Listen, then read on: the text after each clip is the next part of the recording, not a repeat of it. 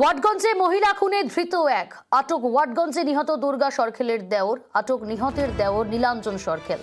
ওয়াটগঞ্জে নিহত দুর্গার স্বামী ধনী সরখেলের খোঁজে পুলিশ। 3 দিনে নিখোঁজের পর মেলে দুর্গা সরখেলের দেহাংশ। আমাদের সঙ্গে রয়েছে প্রতিনিধি রৌনক। রৌনক, এখনো পর্যন্ত পুলিশ সূত্রে কোন কোন চাঞ্চল্যকর তথ্য সামনে আসছে? চাঞ্চল্যকর খুন হয়েছে কলকাতার বুকে, তারপর থেকেই কিন্তু ওয়াটগঞ্জ থানার পুলিশ এই তদন্তে নেমেছে এবং গতকাল রাতেই ডিসি কোর্ট তিনি ব্রিফ করেন এবং তিনি জানান একজনকে ডিটেন করা হয়েছে এবং যাকে ডিটেন করা হয়েছে তার নাম নীলাঞ্জন সরখেল। তিনি কিন্তু যিনি যার মৃত্যু ঘটেছে তার দেওর, এবং তাকে এখনো জিজ্ঞাসাবাদ করা হয়েছে। কারণ এই যে নৃশংসভাবে খুনের ঘটনা, সামনে এসে হত্যার ঘটনা, তার পেছনে আদতে কারা জড়িত রয়েছে এবং এর পেছনে আর কার কার যোগ রয়েছে সেই বিষয়ে কিন্তু সামনে রেখে তাকে জিজ্ঞাসাবাদ করা হচ্ছে। এখনো পর্যন্ত এছাড়া কোনো তথ্য উঠে আসেনি এবং তার স্বামী তিনি কিন্তু পলাতক, তার খোঁজ এখনো চলছে এবং তার স্বামীকে খোঁজার চেষ্টা চলছে এবং তার যে দেওর অর্থাৎ নীলাঞ্জন সরখেল তাকে রেখে এখনো জিজ্ঞাসাবাদ করা হচ্ছে।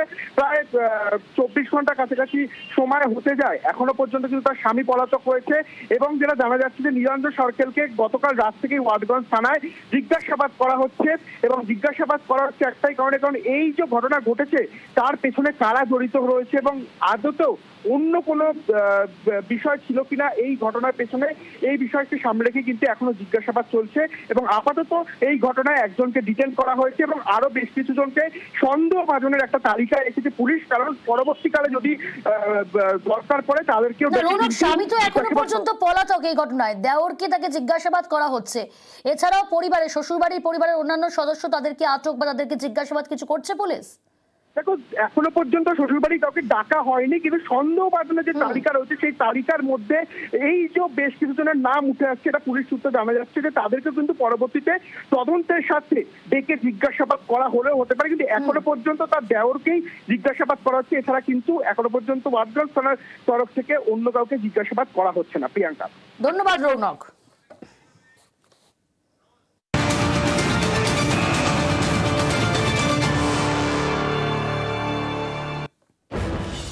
দাদার মারে ভাই খুন, চন্দ্রকোনায় 2 ভাইয়ের বিবাদের জেরে খুন। বিদ্যুতের লাইন কেটে দেওয়ার অভিযোগ ঘিরেই বিবাদ, ভাইয়ের বিরুদ্ধে বিদ্যুতের লাইন কেটে দেওয়ার অভিযোগ।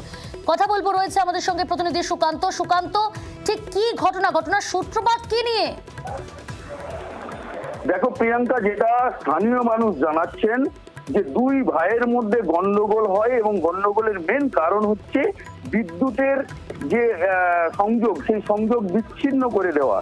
অর্থাৎ ছোট ভাই বিদ্যুৎ বিচ্ছিন্ন করে দিয়েছিল দাদার বাড়িতে, আর তার ফলে ক্ষিপ্ত হয়ে উঠে দাদা এবং প্রথমে হাতাহাতি, তারপর পাশে একটি বাঁশ পেয়ে সেই বাঁশ দিয়ে মাথায় মারে ভাইয়ের এবং তাতেই লুটিয়ে পড়ে ভাই এবং ভাইয়ের মৃত্যু হয়েছে। ঘটনাটি পশ্চিম মেদিনীপুর জেলার চন্দ্রকোনা 2 নম্বর ব্লকের বালা গ্রামের।